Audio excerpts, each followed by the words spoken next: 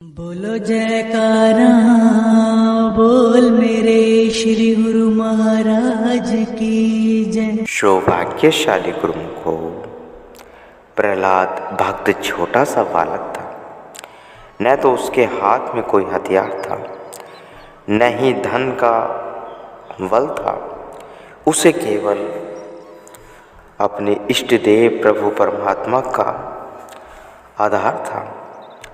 उनके चरणों में दृढ़ प्रीति एवं पूर्ण विश्वास था। उसे कितनी यातनाएं दी गईं, परंतु भगवान जिसके अंग संग हों, जिसके रक्षक हों, उसका कोई कुछ नहीं बिगाड़ सकता।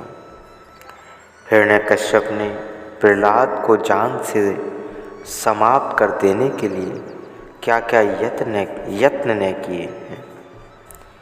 उसे पहाड़ से नीचे गिराया, गहरे पानी में डुबोया, मस्त हाथी के पैरों तले रोंदने का प्रयास किया, परंतु वह हर तरह से नाकामयाब रहा।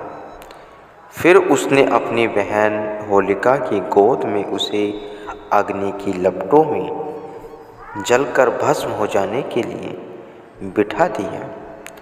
लेकिन जहाँ भी कुदरत का करिश्मा देखो, होलिका तो जलकर राख हो गई, लेकिन प्रहलाद का बाल भी बांका न हुआ।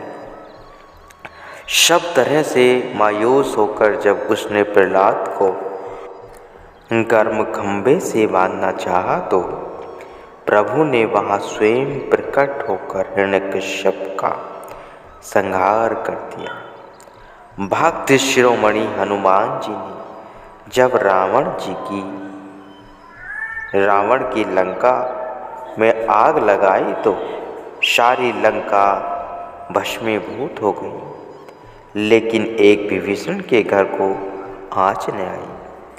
भगवान शिव जी ने जब यह संवाद माता पार्वती जी को सुनाया तो उन्होंने प्रश्न किया कि इस प्रचंड अग्नि की लपटों से विभीषण का घर जलने से कैसे बच गया।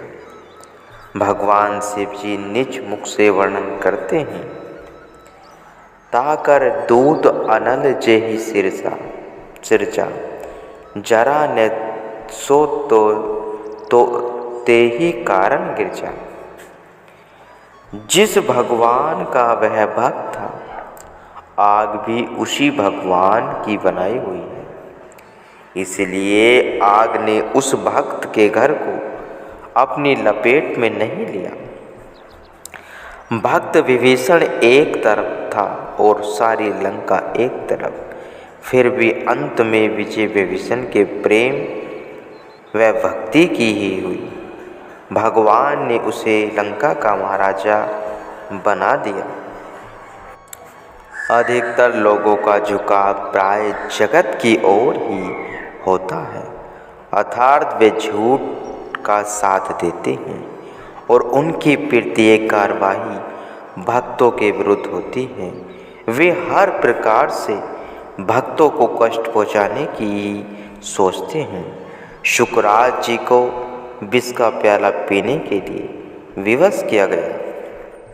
शमतवरेज जी का खाल ही खींच दी गई। श्री गुरु अर्जुन देव जी और श्री गुरु तेग बहादुर जी को शहीद कर दिया गया। भक्तिवान और प्रभु प्रेमियों को दुनिया ने कष्ट ही पहुंचाया है, क्योंकि भक्ति की समझ प्रत्येक इंसान को नहीं होती और न ही सबके भाग्य में सत्पुरुषों की संगति लिखी होती है। भक्त के महापुरुष की चरण शरण ग्रहण करना और उनकी आज्ञा मौज में चलना कोई सरल कार्य नहीं है, क्योंकि इस राह में मन को मारना पड़ता है। फिर मन भला अपनी मृत्यु की राह को क्यों कर अपनाएगा। वह तो अपनी तरफ से अपने आप को बचाने की पूर्ण चेष्टा करेगा मन का तो स्वभाव ही है कि वह जीव को गुमराह करके उसे अपने जाल में फंसाए रखता है, परंतु जिन्हें सत्पुरुषों का संग मिल जाता है और जो दृढ़ता से उनका दामन थाम लेते हैं, वे मन के भुलावे में नहीं आते और न ही लोभ व भय के वश होकर मालिक से मुँह मोड़ते हैं। भक्त ध्रुव सौतेली माता द्वारा प्रताड़ित करने पर जब भक्ति करने के लिए घर से बाहर निकला तो उसके पिता ने उसे आधा राज्य देना चाहा। उसने दिल में विचार किया कि अभी तो केवल भक्ति करने का ख्याल ही मन में उठाया है तो आधा राज्य मिल रहा है। यदि मैं सचमुच इस राह पर अग्रसर हो जाऊं तो न जाने दुनिया की कौन सी दौलत मेरे दामन में आ जाएगी। उसने जंगल के दुखों की परवाह न करते हुए अपने मन के चित्त को मालिक के चरणों में एकाग्र कर दिया और मालिक ने उसकी पुकार को सुनकर उसे भक्ति का साथ साथ अटल राज्य भी प्रदान कर दिया। जिसने भगवान को पा लिया फिर उसके लिए किस बात की कमी शेष रह जाती है। जो सत्संग की ओर रुख करते हैं, माया उनके पीछे परछाई बन घूमती है। वे भले ही सांसारिक पदार्थों की कामना न करें, परंतु उन्हें किसी भी प्रकार की सुख सुविधा की कमी नहीं आती। जिनके सत्संग में रुचि नहीं होती और जो प्रभु की सत्ता को नहीं मानते, वे भक्ति से विहीन रहकर केवल व्यर्थ की बातों में अपना अनमोल जीवन गंवा कर चले जाते हैं। महारानी द्रौपदी को जब कौरवों के राज्य में लाया गया तो दुर्योधन ने अपने भाई दुशासन को द्रौपदी का चीरहरण करने के लिए कहा, लेकिन जहाँ प्रभु ढकने वाला ढके उसे कौन उखाड़ सकता है।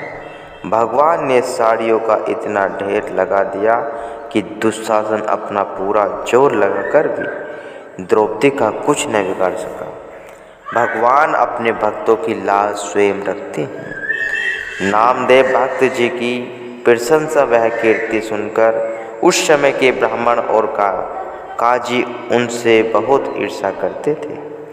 एक दिन वे सब मिलकर बादशाह के पास गए और उसके कान भरते हुए कहने लगे कि नामदेव सिद्धियाँ दिखलाकर सबको भ्रम में डाल रहा है। उसे अवश्य ही कड़े से कड़ा दंड देना चाहिए। आप उसे अभी दरबार में बुलाकर सजा सुनाइए। संयोग से उसी दिन बादशाह की गाय मर गई। अब तो विद्रोहियों को बादशाह को उकसाने का कारण मिल गया। वे बादशाह से कहने लगे कि नामदेव अपने आप को भगवान का बहुत बड़ा भगत मानता है। उसे कहो कि आकर वह सच्चा भगत है तो इस गाय को जीवित करे, अन्यथा सजा भुगतने के लिए तैयार रहे। बादशाह ने अपने सिपाहियों को भेजकर भगत नामदेव जी को राज दरबार में पेश होने का आदेश दिया। बादशाह ने कहा कि यदि तुम सच्चे भगत हो, प्रभु में आस्था रखते हो, तो इस मृत गाय को जीवित करके दिखाओ, वरन दंड भुगतने के लिए तैयार हो जाओ।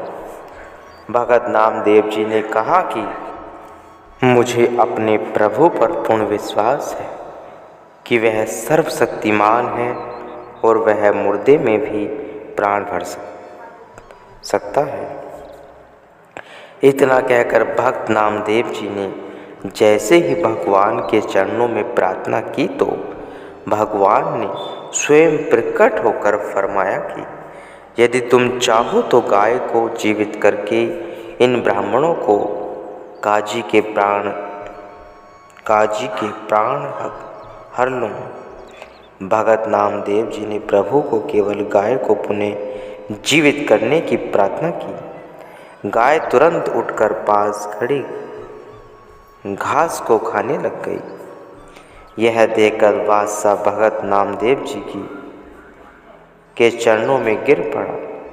काजी और ब्राह्मणों ने सोचा था कि वे नामदेव जी को नीचा गिराएंगे, परंतु भगवान की कृपा से उनकी ख्याति सर्वतः फैल गई। इतिहास में ऐसे अनेक प्रमाण पढ़ने वह सुनने को मिलते हैं जिनसे यह पता चलता है कि भगवान ने अपने भक्तों की खातिर अपने तन पर कितने ही कष्ट सहे और कितनी ही कुर्बानियाँ दी। श्री गुरु नानक देव जी ने गृहस्थी होकर भी जन जन को नाम का सच्चा संदेश देने के लिए घर बार त्याग दिया।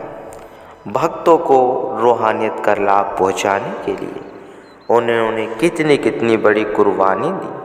समय समय अनुसार महापुरुष अपने भक्तों के कल्याण हित अवतार धारण करके इस जगत में प्रकट होते रहे हैं। वे अपने सदुपदेशों द्वारा जीव की रहनुमाई करते रहे।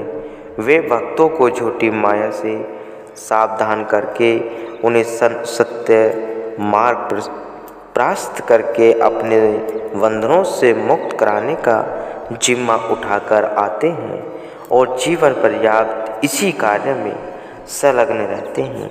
उन्हें भक्त के समान कोई प्रिय नहीं होता। गुरुमुखो